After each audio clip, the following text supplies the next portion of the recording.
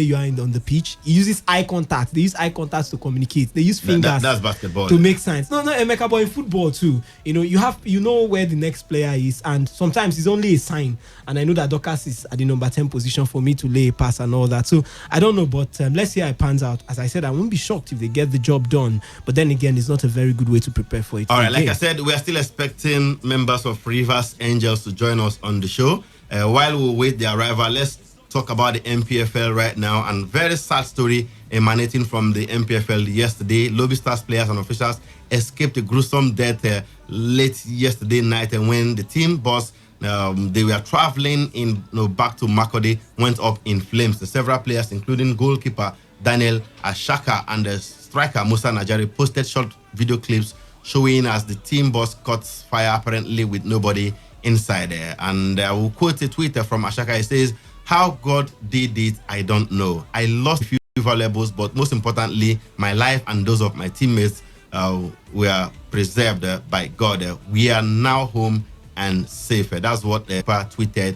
after the incident yesterday. The MPFL side were on their way back from Ilorin, where they pipped home team Kwara United 1-0 to keep up pressure on leaders Plateau United. And they are third on the pool with 39 points from 22 matches. I don't know. Did any of you see the video of the boss? On fire yesterday. I saw it earlier today, and it really baffles me how we players go through this thing. Sometimes it has to be robbery, it has to be armed robbers coming to attack players and their bosses, accidents, and now this is fire.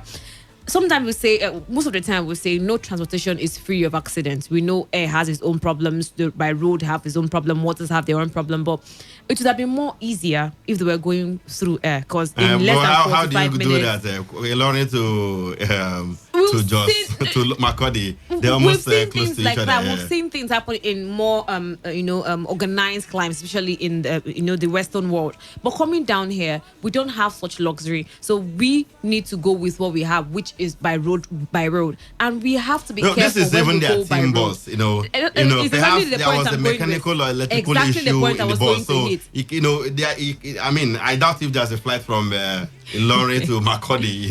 Even there's even an airport in Benue State. As a matter of fact, I doubt if there's even one airport there in Asitwea. Being careful, checking everything that you should travel with is the most important thing. Probably they didn't check what was wrong, or something somewhere just happened. These things can just happen. It nearly happened here one day. Have you forgotten? In the station here. Yeah, you did. But the good thing is nobody died. We didn't hear any sad news, and that is the most important thing, because the players are all alive and so far going. We should be careful in how we do things, especially when it comes to our bosses, when we are traveling away from home and all that. Well, I think just to add to what she has said, we need to treat every system like a system and not just like a part of the government or something like that. If we had a technical team that they are in charge of the bus, not just the driver.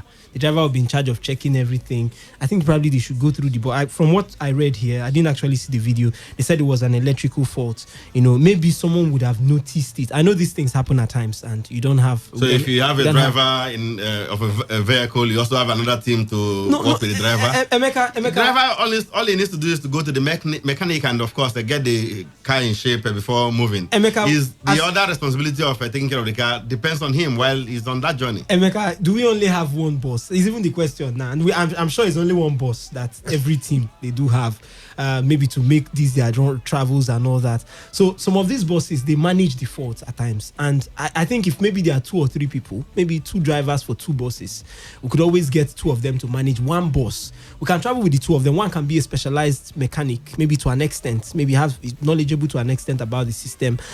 As I said, in senior climbs, even in organized institutions here in Nigeria, we don't usually have only one driver to take care of things. You might have 2 or 3. One might be an expert when it comes to doing the job and might have an idea when things are going. What if we are at the middle of the road? They have other vehicles. Like the technical advisor, Bengo Gumbote, was not in the vehicle. He has his own car. He could probably have a driver. The other officials could have their own boss and their own driver and what have you. But this one now, is for the team, for the players, Let me not blame anything, Emeka. It could happen, maybe. And let's keep it that. But the good thing is that nothing. No life was lost. Yeah, no life was lost. The players, we understand, lost some valuables. Been trying to get across to Musa Najari, but his phone switched off. Even the coach, Bengo Gumbote, trying to get across to him, it's not connecting. Would have gotten more insight to that effect. But now they don't have a bus as it stands because the bus was completely destroyed by fire. So the state government will need to provide them a new bus before they go for their next away match, or they will go and hire a bus, but they're protecting the game.